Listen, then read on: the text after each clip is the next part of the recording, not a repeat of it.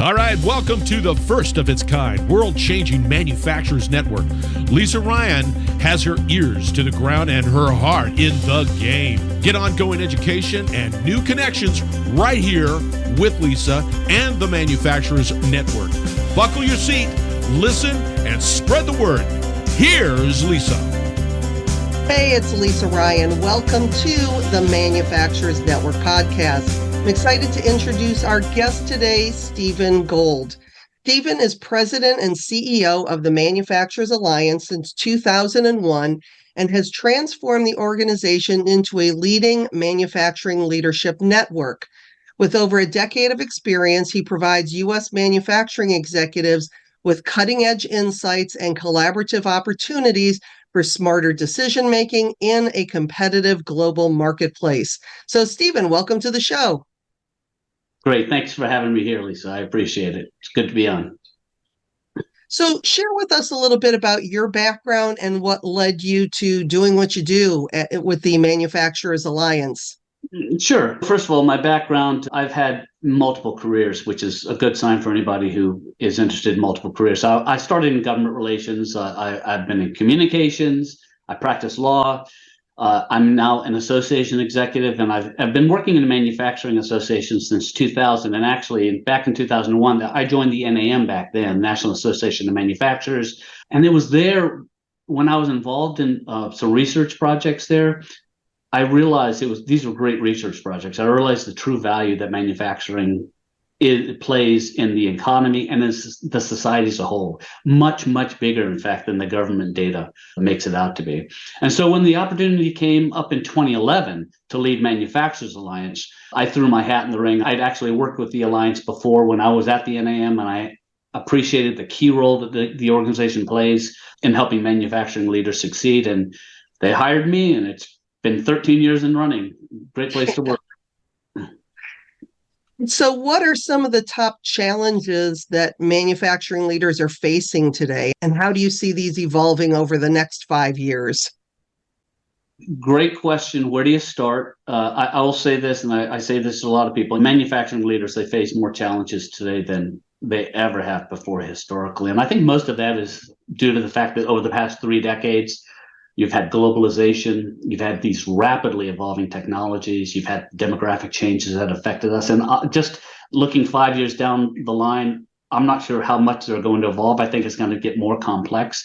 But what I can do is take a crack at the list, because I do make this list for our members on a regular basis. The first one has to be the workforce challenge.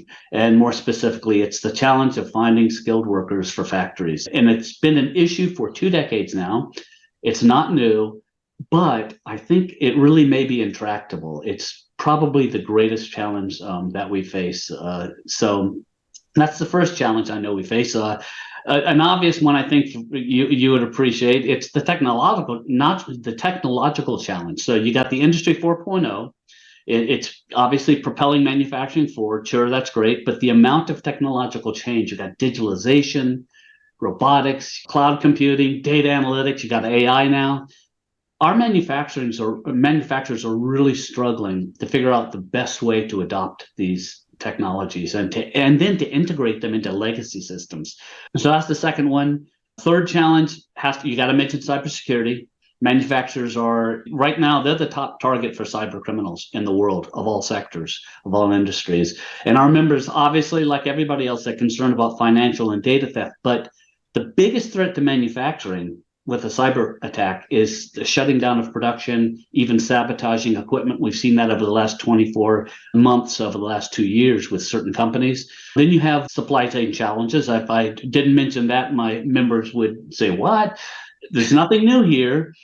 But the pandemic showed us the soft underbelly of the supply chain and how complex it's become. So now manufacturers need to build a more resilient, more reliable global network, much more reliable than the one they've had. And I'll say the final one that is, I think, on everybody's mind, it's just the ongoing general economic and global market volatility.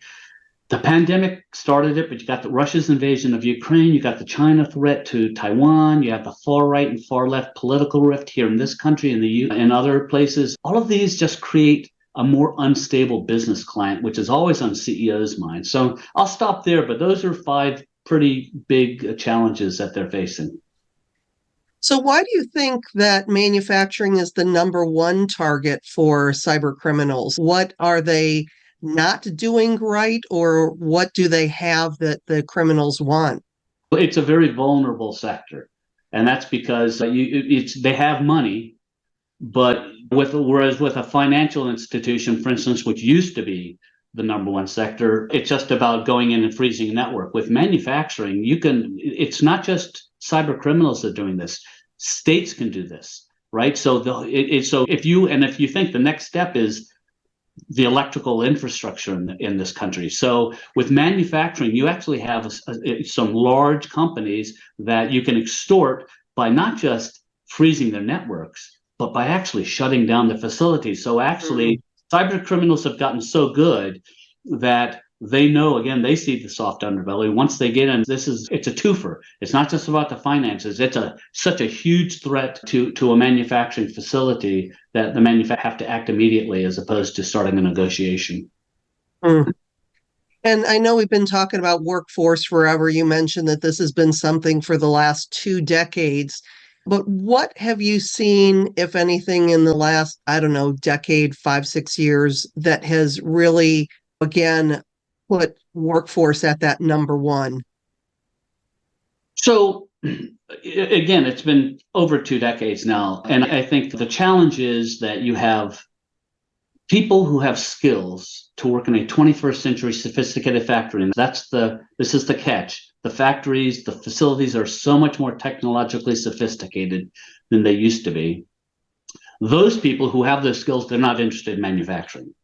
And the people who are interested, they don't usually have the right skills to work in a sophisticated 21st century factory. And it's funny, the Germans have this dual education system where the kids are channeled into academic or technical schools, so they're well ahead of us in this area. We're never going to be able to adopt that system here. It's too disparate a system. It's jurisdiction by jurisdiction in terms of education. But what we are seeing is manufacturers going into high schools and into technical schools. They're partnering with those schools.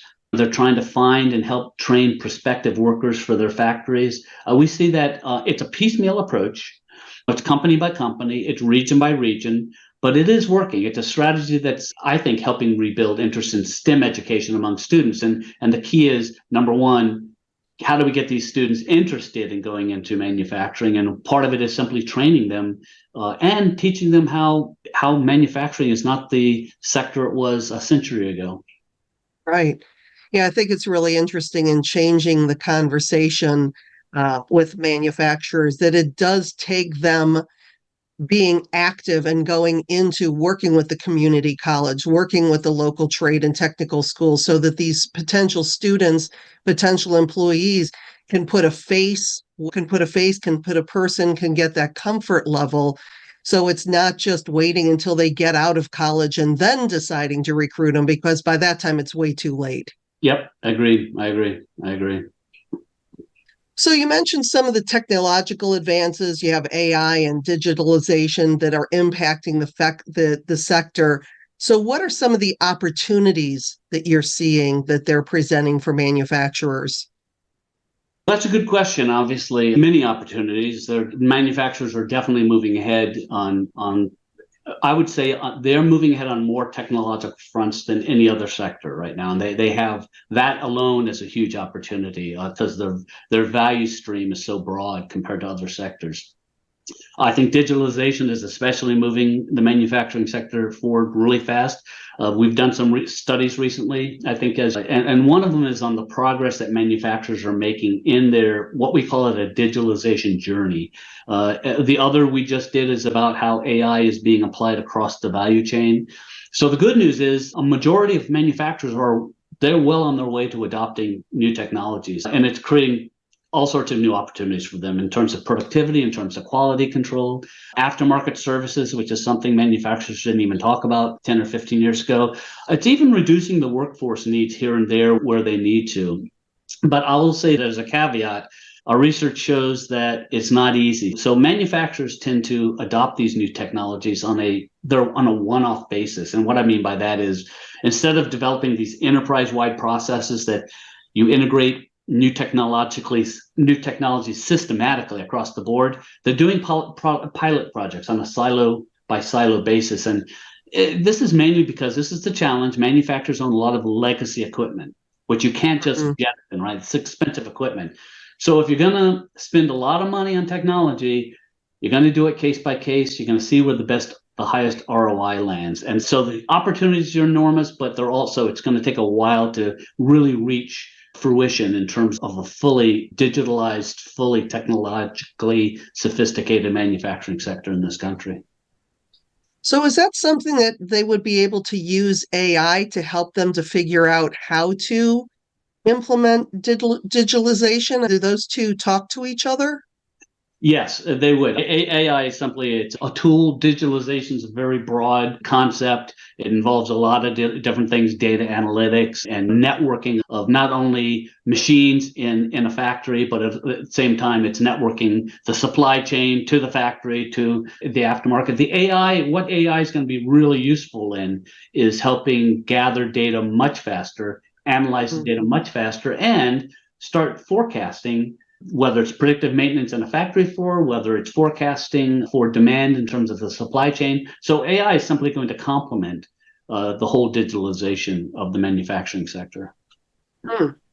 Speaking of supply chain disruptions, you mentioned some of the global shifts, the supply chain disruptions affecting the manufacturing industry. So what strategies are you seeing manufacturers that they're using to adapt to these disruptions?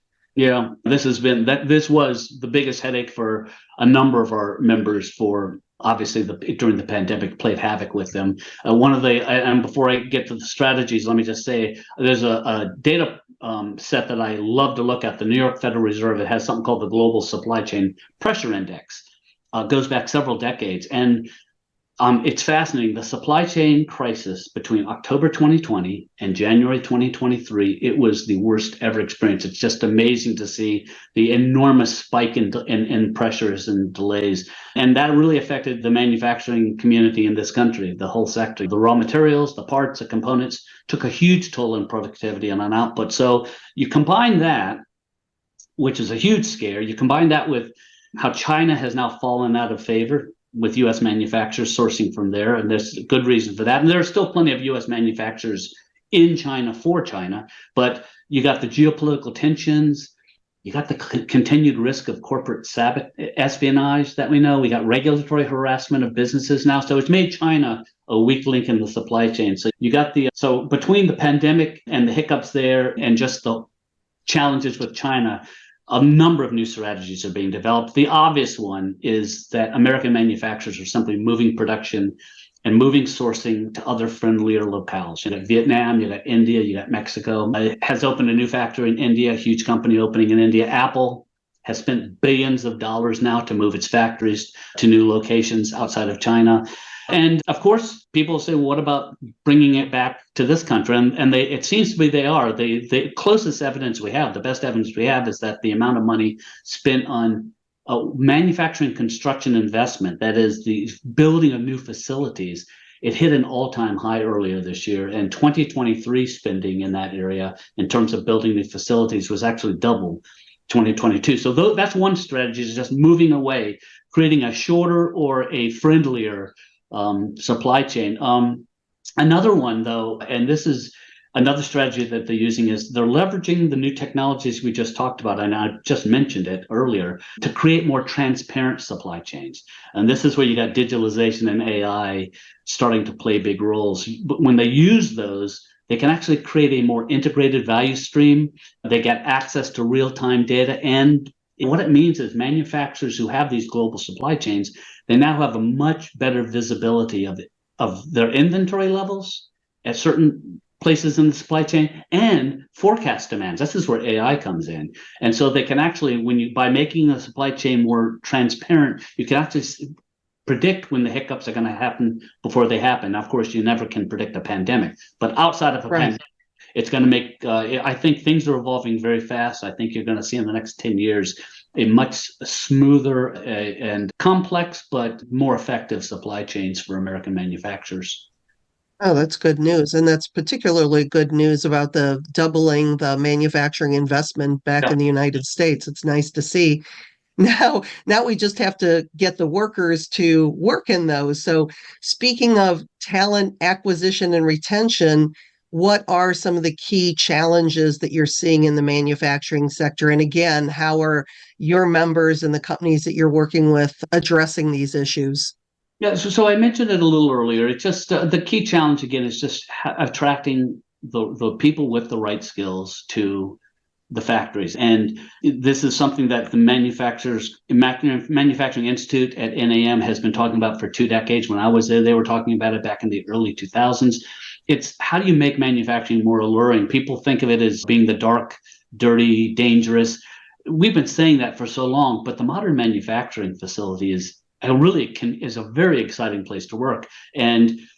But the skill levels required to work there are much higher. So the challenge is again just how do you find these people? How do you get them to not go into technology or to not go into, I don't know, computer gaming or Right.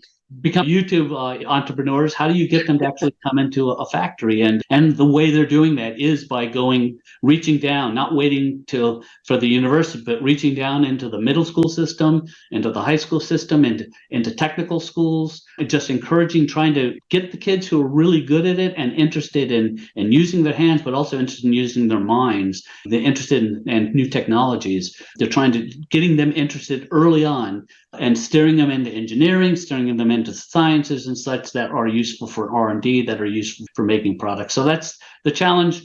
Again, I said the Germans have a great system. We're doing the best we can to mimic it, but that's how you solve the problem. Is you go and we're doing it now. It's piecemeal. It's going to take a while to solve it, but on the other hand. Technology is also a solution where you need for modern factories, you need fewer people. They've got to be really smart. They've got to know exactly what they're doing with technology, but you need fewer people to work with the automation, with the robotics and such to oversee the factory floor. Yeah, that's interesting. And then, of course, going back to cybersecurity, what are there some best practices that you're seeing your members do when it comes to cybersecurity and how they can tighten all that stuff up? Yeah, it's an ongoing topic with us. So I was just on a call with some folks from IBM, their X-Force Securities. They work closely with manufacturers. But it's interesting. So the first strategy is the simplest strategy. And it's the one that you don't necessarily think about unless you're actually an executive overseeing this, a CISO or head of operations and such. And that is, the quickest way to get into a company's network, a bad guy to get into a company's network, it's just by an employee clicking on a link and downloading a document or being on a laptop or doing something through their work phone.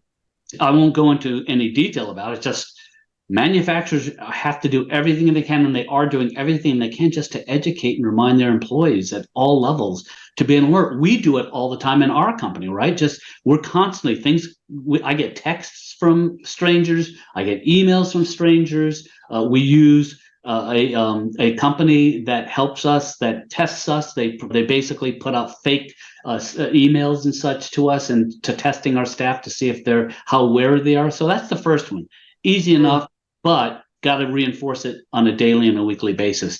A second strategy, and this is the basis for one of our recent studies, it's that the information technology and the operating technology, so the IT and the OT departments and manufacturers, they need to work as a team to form a unified barrier to cyber threats. So it sounds simple, but historically, IT and OT and manufacturing, they haven't worked together at all. And so what this means is the IT professionals, they need to build up their operating technology expertise. So they need to know how the factory floor actually works. The OT professionals who are in charge of the equipment on the factory floor, they need to understand how IT works. And by building that bond, and this is what we're seeing, by building that bond, they're able, by learning each other's fields, they're actually able to work more closely and build a stronger barrier. So that's one important strategy that we're seeing manufacturers adopt. Another one, it's in the early stages. As I said, I was just on a call with some cybersecurity experts about this, but it could be the ultimate anti-cyber tool, and that's the use of AI. Using AI as a watchdog to alert employees and help stop cyber criminals before they can infiltrate a company's networks. The cyber criminals are going to use it, but as long as, again, it's just a race. It's just constantly staying ahead. AI could be the technology that really puts us ahead and really helps us, as I said, serves like a watchdog or maybe a canary in a coal mine to let us know when something's happening. Yeah, and it really is creating that kind of safe environment for employees to go to the CEO and to send them a separate email that says, "Did you send me this, or are you looking for this?" Positively. I mean, I get emails from my friends, and it's like from their email address sending me something weird, and you open up, I know better now, open up a brand new email, because if I'm replying, I could be replying to the hacker, who knows? Exactly But it's just this extra step, and yeah, I feel like an idiot because these are my friends when I'm saying, "Did you really send me this?" But you just have to be comfortable, and people have to know that, you know what, you do have to question everything these days, because that's the only way we're going to be safe. That's exactly right. Exactly right. Yeah, you also mentioned peer-to-peer networks. So what do you feel is the importance of peer-to-peer networks in manufacturing? And then how does the Manufacturers Alliance facilitate these connections? So just to clarify, peer-to-peer networking and sharing of information, incredibly valuable. It's probably the most efficient way that professionals can solve problems. And virtually all professions, it's not just us, virtually all professions have membership groups or societies where they bring people together, professionals together, to share their challenges, to hear case studies from peers who've encountered similar issues. Frankly, misery loves company, so there's nothing quite like an exclusive group of people who share your manufacturing or your managerial challenges, in our case, manufacturing managerial challenges, and they're willing to talk about it in an intimate, confidential setting. So what we do as Manufacturers Alliance, we have 30 of these peer groups. It represents a variety of different corporate functions. And so, and if your listeners are interested, they can find it on the website, the list of these groups. Our website's manufacturersalliance.org. And so what we do with them is we facilitate the connections between them by offering in-person meetings with case studies, closed meetings, benchmarking surveys.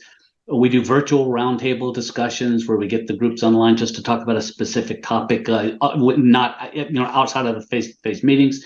We now have online discussion boards for them. So that's how the peer-to-peer networking works with us, and that's pretty common with other professional societies as well.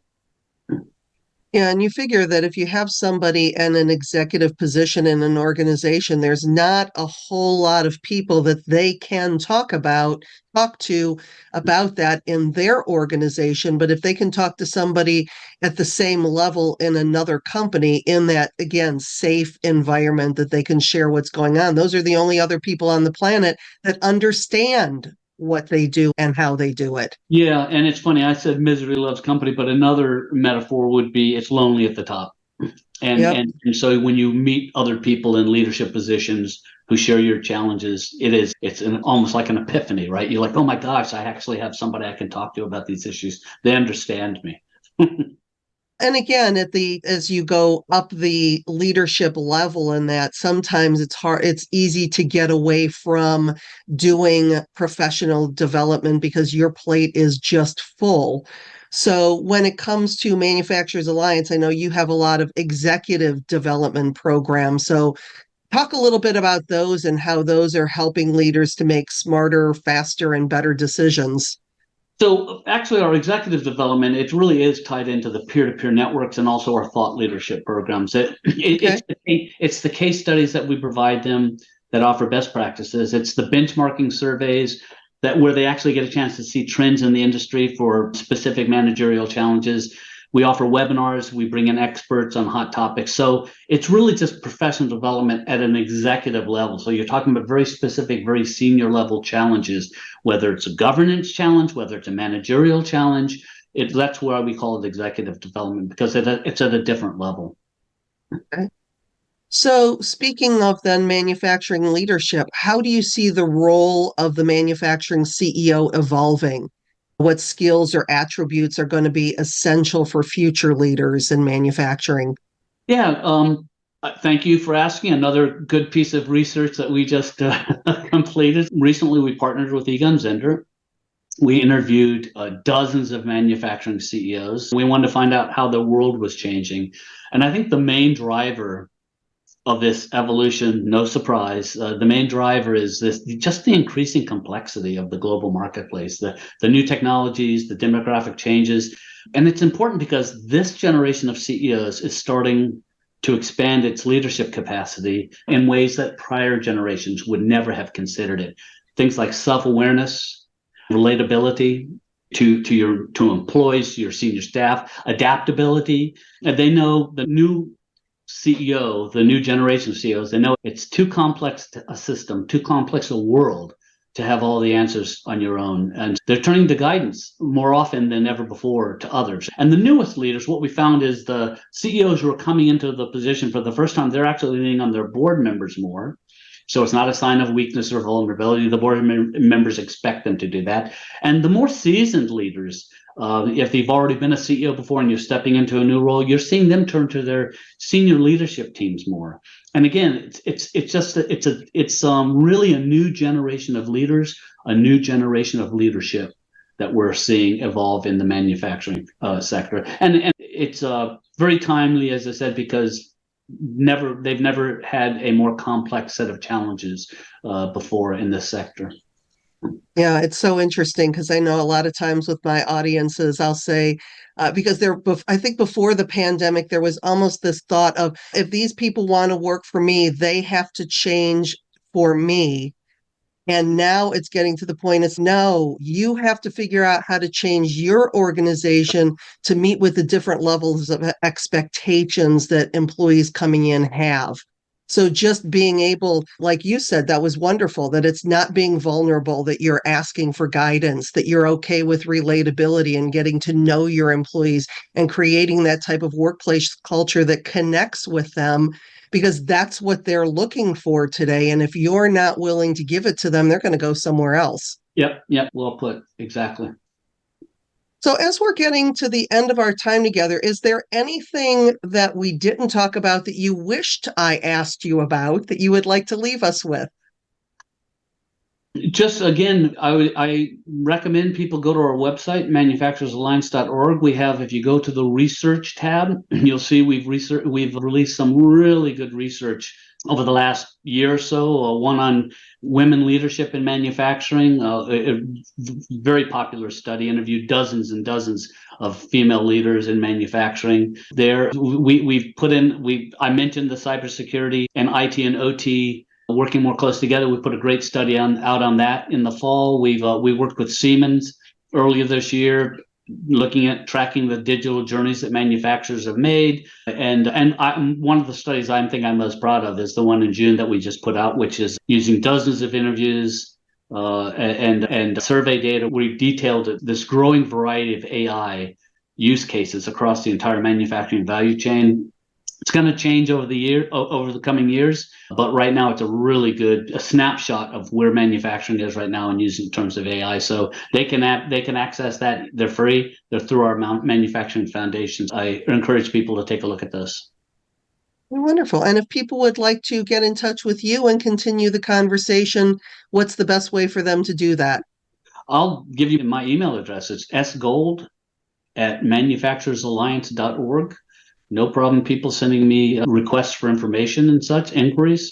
Our job, we're a nonprofit trying to help manufacturers out. So glad to answer any questions people have. Well, Stephen, it has been such a pleasure having you on the show today. Thanks for joining me. Lisa, thank you so much for inviting me. Appreciate it. I'm Lisa Ryan, and this is the Manufacturers Network Podcast. We'll see you next time. Thanks for listening to the Manufacturers Network Podcast. Do me a favor and share this podcast with your friends and colleagues so we can grow this network and connect more fantastic folks just like you. You can either send your buddies to the website at manufacturers-network.com or share the Manufacturers Network podcast on your LinkedIn, Facebook, Twitter, Instagram, or wherever you and your industry friends hang out. The bigger and faster we grow the network, the stronger and deeper the community we'll all have. Thanks again, and I appreciate you.